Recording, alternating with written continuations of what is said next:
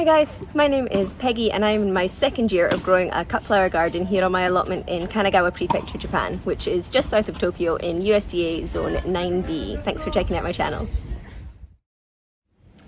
Okay, we're not actually on the allotment today, we are back in my garden. Now if you've been following along you'll know that my garden is tiny, it's a new build, it's got terrible soil health, but like most Japanese houses, it's literally just a tiny little strip around the side. Sorry, it's very windy today. A tiny little strip around the side of the house, and it's really not very good for growing. It doesn't have good sunlight. As I said, the soil is terrible. It's just not great conditions for growing in, which is why I have the allotment. But I have been trying to grow what I can on this tiny little patch. Now, I am currently in my side garden, which is literally squeezed in between the barbecue and the air conditioner over here. I can give you a little tour. This is our deck where you can hear my kids going wild. Then we have the barbecue, and this is literally 80 centimeters wide across here. And I have tried to grow as much as I can in here. I've got a kind of little vegetable herb garden, and then this way I have made like a little Japanese garden, which has maple trees. I've got some iris and things planted in there, some ferns, some box hedging and stuff. Which is supposed to try and give a nice view out of this window, which is our Japanese room, onto the tennis court, which surrounds our house. So as you can see, this is literally an 80 centimeter strip down the side of the house that is mostly in shade. And it has the added disadvantage, I guess, of the air conditioning being here. So it is pumping out hot or cold air, depending on the time of year, onto anything that's growing here. So it's not good for growing. I have tried to put vegetables in here and got nowhere. I have tried to put flowers in here and they didn't work. But this year I put in herbs and they've done surprisingly well. So behind me I have basil, I have lemon basil, I have oregano, and I had this which self-seeded, and I'm not sure what it was, but it gave me a nice filler, so I just left it there under it as foliage. Then behind me on this side I've got my huge big rosemary that I planted 2 years ago. I've got my mint, I've got some sage, and these were tomatoes but they've gone. So my herbs have done really well in here. Now because my allotment garden is only 4 meters by 5 meters, I don't have much filler flowers going in basically. I don't have very much foliage to grow, and I find it very hard to kind of fill out my bouquets with nice things. So it's really flower heavy. And when I don't have that many flowers, it tends to be that I'm using smaller vases to create things. So I thought what I'm going to do this year, because the herbs did so well, is use this area to try and grow more herbs that I can use for filler. So the plan is that I will have, I've got some more sage, but it's this nice clary sage, so it gives me kind of pink flowers as well as the leaves. I've got some ornamental basil.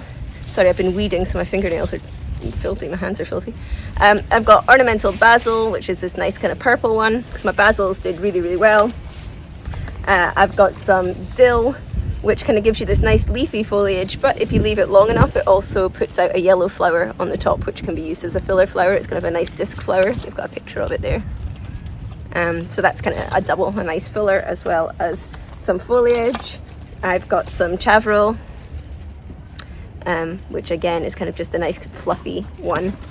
I've got some foliage, which I'm really excited about growing as well, because these are really cool. They put up a nice flower, but if you pick the flower off, then the kind of stem of the flower leaves behind a really interesting shape that almost looks like a flower in itself. So you can use this for a really long time, and again it has the leaves.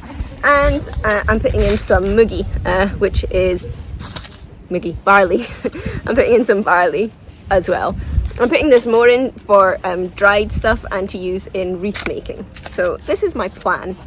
Now, I did use herbs, and I like using herbs in my bouquet. One thing that I've found as a flower farmer is that we kind of have this image that all flowers that look really bright and pretty smell amazing. And I found that they don't. A lot of them don't smell nice at all. Right now I've got a lot of zinnia, which have no scent, and once they've been in the jar a little, they can start to smell a bit sour. I have straw flower coming right now, which are completely scentless as well. Really, a lot of the scented flowers are in the spring. Dahlia don't have any scent either. So, you know, people want to stick their face in a bunch of flowers and be able to smell something. And if you're putting in the likes of the lemon basil I have here, it smells amazing. I've also done a few of my dried arrangements with my rosemary, and as it dries, it smells beautiful as well. Now, I put most of my flowers in my genkan, which is kind of your Japanese porch, your front porch. And it's a really small space. It's about 1.8 meters by 1.5, something. It's a very small space. So if you've got flowers that either have no scent or have a slightly off scent, my sea holly did not smell nice. I hate the smell of chrysanthemum. I think it smells like cat pee. And when you have a small space like that, you really notice what these things smell like, and it's not nice, and it very quickly becomes overpowering. But I find that if I put them in with my herbs, then I get a really nice scent. It just fills up the house with a nice herby, lemony smell, and it's really nice. So I'm really excited to get these herbs in the ground. I have learned a few things though while growing these herbs, and I'll show you that. Okay, so here I have my basil, and this behind it is lemon basil. Obviously the leaves of the basil are bigger, and you kind of think when you're using basil to eat, you want the nice fresh leaves. But I find that if you cut this when it's like this, it wilts really, really quickly in the vase. You don't get a good vase life off it. Whereas if you leave it to go to flower, like this one down here, if you leave it till it's like this and it goes to flower, it just makes the stems a little bit woodier, a little bit sturdier, and you get a great vase life off this. You can get this lasting 1.5, up to 2 weeks sometimes. So you can see it's the same. My lemon basil is much daintier. It has much smaller leaves in comparison to the other basil. But again, I'm letting everything go to flower. And once it comes to flower, that's when I'm cutting it. But not true for everything. This is oregano as well. Is it? Yeah, this one's an oregano. And it's the same. I let this go to flower, which has really pretty flowers on. It puts up stems with little purple flowers on, which is quite nice. So it's the same. I don't cut it when it's like this because it just wilts really quickly. This is a mint that seems to have reseeded itself from my big mint over here, which, as you can see, has gone too much to flower. So with mint, you don't need to wait for it to do this. It sits fine in the vase when it's a nice fresh mint. This will get much bigger. This I cut back at the wrong time last year, and I think I cut it back too hard because I didn't get much off of this year. It kind of stayed at this stage for a long time, and the leaves were really small, whereas last year I was getting really big filler leaves from it. Now you can see it started to put up new shoots here. New shoots are starting to come in, but I'm actually now just going to cut this right back, and hopefully it'll come up new for me in the spring. Mint is prolific. It does self-seed, as you can see here. I'm actually going to pull that one up because I don't want it there. I've got this one's big enough. So it depends on which herb you're using. I like my sage. I think the sage smells lovely and it looks lovely, and it's a really kind of soft white. It's dying off now, you can't really see it. It doesn't last as long though, but is really nice in dried arrangements, and the smell from that is beautiful in dried arrangements also. Okay, so as you know, I'm sure you know, most herbs like heat, especially the likes of basil and things. So a lot of these I can't put in yet.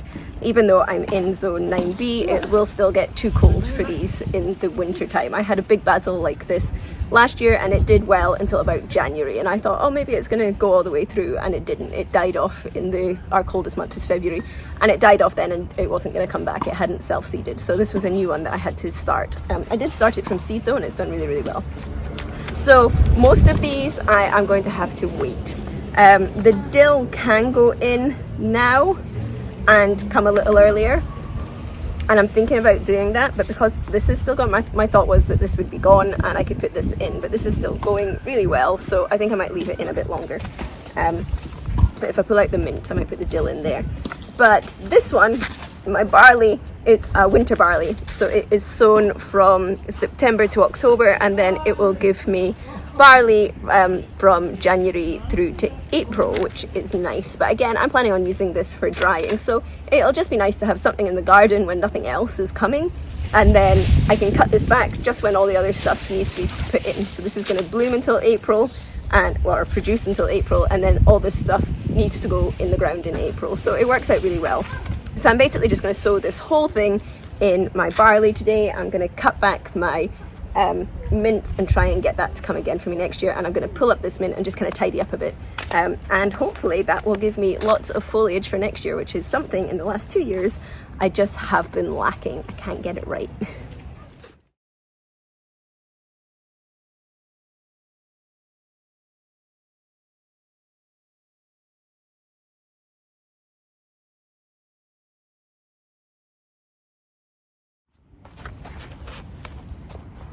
Okay, so I finished tidying up here and I've actually ended up with more room than I thought.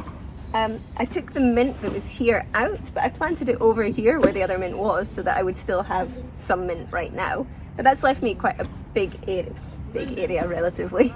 I also dug up where my tomatoes were, and that would kind of been taken over by grass and stuff. So now I've got this nice planter full of really nice compost as well. And then, oh, muddy. I used one of my tomato trellis that I had to just hold up this, I said it was oregano, it's not actually, it's another type of basil. It is Basil Magic Mountain. Basil Magic Mountain is what this one is. So I kind of got that out of the way, and that's left me a lot more growing space here than I thought. So I'm actually going to put in more than just my barley. Okay, so here in my tomato planter, I am going to put my dill.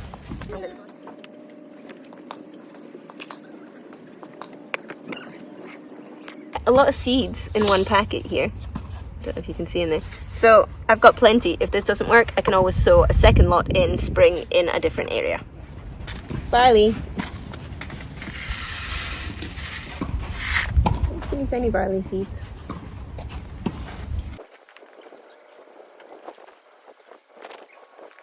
Next, forage.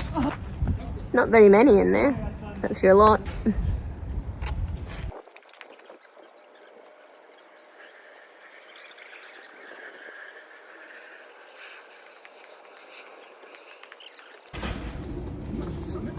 Cheryl. Oh my goodness, look at this seed. It's teeny tiny, and there's masses of it. Masses.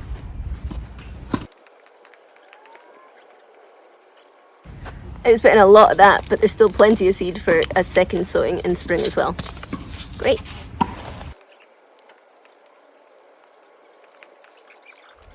Okay, that's it. It's all in. Hopefully this bed will be more productive for me than it has been in the past, and I will have lots of filler. Hopefully. Let's see what actually grows.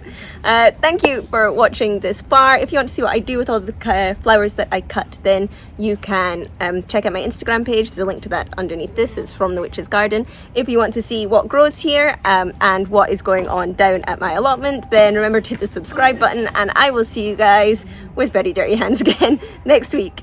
Bye.